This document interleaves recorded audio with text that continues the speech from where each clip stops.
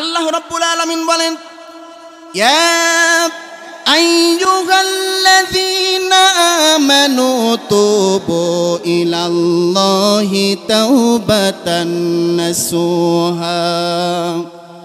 আল্লাহ রাব্বুল আলামিন বলেন, ইয়া আইয়ুহাল্লাযীনা আমানু, হে ঈমানদারগণ, তুবু ইলাল্লাহ, আল্লাহ রাব্বুল আলামিনের কাছে তোমরা তাওবা করো। তাওবাতান নাসুহা, খালেস দিলে, এমন ভাবে তাওবা করো যে তাওবার পরে তুমি আর কোনো অন্যায় কাজ করবে না। আল্লাহ রাব্বুল আলামিন বলেন, বান্দা, তোমার পাপের পরিমাণ যদি পাহাড় সমতুল্য যদি হয়, আর তুমি যদি নিয়াত করে, খালেস নিয়াত করে, আমি মহান রব আমার কাছে যদি তুমি তাওবা করো, পাহাড় পরিমাণ রহমত দিয়ে আমি আল্লাহ রাব্বুল আলামিন তোমার পাপকে ক্ষমা করে দিব। সুবহানাল্লাহ। মহান রবের কাছে এমন ভাবে তাওবা করতে হবে যে তাওবা করার পরে যেন আমার মাধ্যমে আর কোনো পাপ সংঘটিত না হয়, আমার মাধ্যমে যেন আর কোনো পাপ না হয়। কারণ বান্দা, আল্লাহ রাব্বুল আলামিন ওই সকল বান্দাকে সবচাইতে বেশি পছন্দ করেন যে সকল বান্দা অন্যায় করার পরে তাওবা করে। কারণ আল্লাহ বড় খুশি হয়ে যায়, যাহারে আমার বান্দা পাপ করেছে শয়তানের প্রচারণায় পড়ে, কিন্তু মহান রবকে ভালোবেসে ওই বান্দা তাওবা করেছে, ফিরে আসতেছে, তার মানে তো আমাকে ভালোবাসে।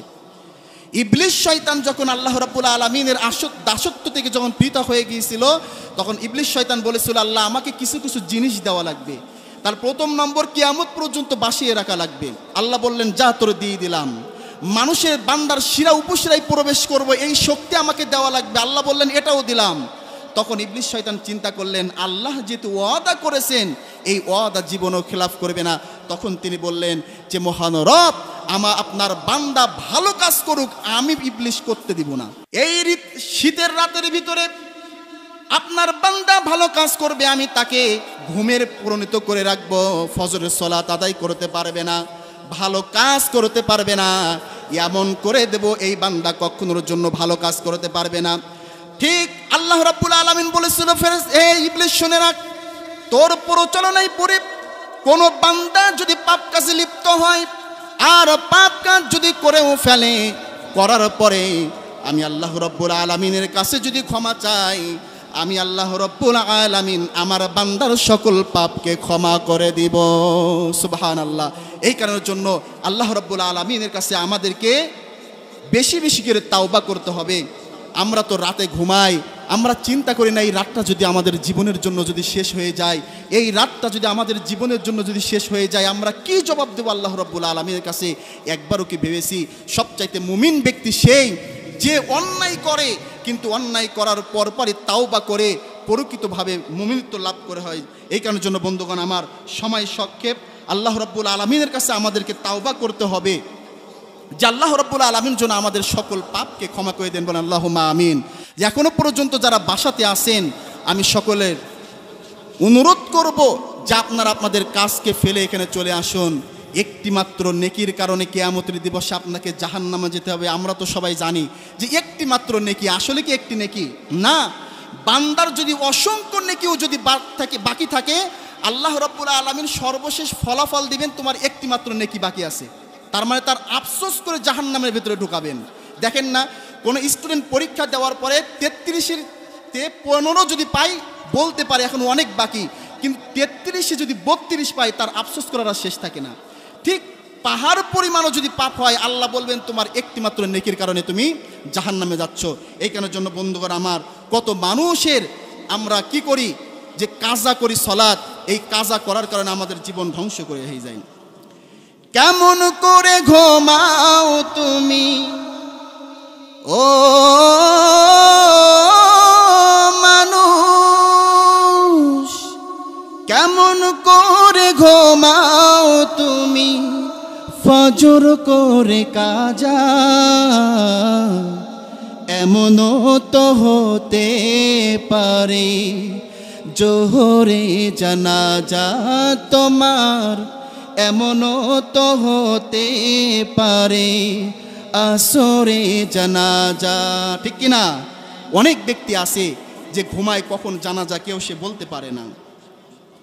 মুসলিম হয় না জন্ম নিলে মুসলমানের ঘরে কাফের মুমিন তফাতি হয় সালাতের উপরে মানুষ সালাতের উপরে মুসলিম হয় না জন্ম নিলে মুসলমানের ঘরে কাফের মুমিন তফাতি হয় সালাতের উপরে মানুষ সালাতের উপরে এই জীবনে সালাত যেন এই জীবনে নামাজ যেন হয় না কবু কাজা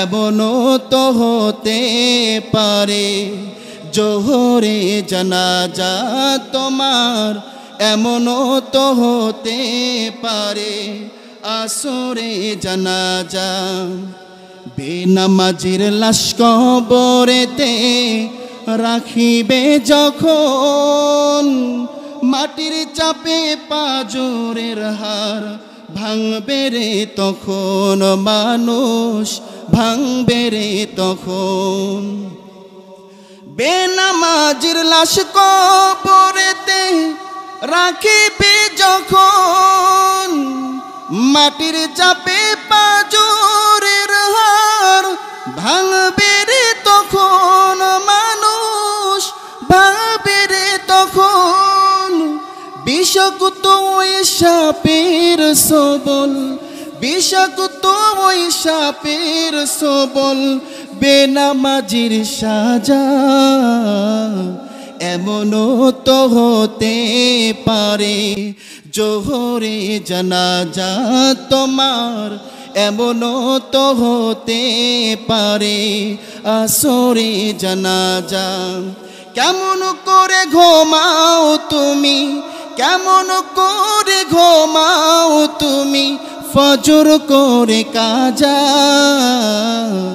এমনও তো হতে পারে জোহরে জানাজা তোমার এমনও তো হতে পারে আসরে জানাজা যাই হোক সময় সংক্ষেপ আল্লাহ রাব্বুল আলামিন যেন আমাদের সকলকে দিনের জন্য যেন কবুল করেন দুনিয়াকে ক্ষণস্থায়ী মনে করে পরকালের জন্য যেন আমরা সঞ্চয় করে মৃত্যুবরণ করতে পারি কবরের জন্য কিছু মাল সামানা নিতে পারি কারণ কবর এমন একটি জিন্দেগি যেখানে কেউ বাঁচতে পারবো না কবরের ভিতরে যদি আমরা বাঁচতে পারি পরের যত স্তর আছে সব স্তরে আমরা বাঁচতে পারবো ওসমান রাদিয়াল্লাহু তাআলা আনহু তিনি কবরের পাশে এসে এত কাঁদা কাঁদতেন অন্য কোথাও এত কান্না কাঁদতেন না জান্নাত জাহান্নামের কথা শুনে তার সঙ্গীর সাথে বলতেন হে ওসমান কবরের পাশে এত কাঁদা কাঁদেন আপনি অন্য সময় তো এত কাঁদা কাঁদেন না তখন তিনি বললেন যে কবর এমন একটি মঞ্জিল এখানে যদি বান্দা ধরা খেয়ে যায় পরের যত স্তর বান্দা ধরা খেয়ে যাবে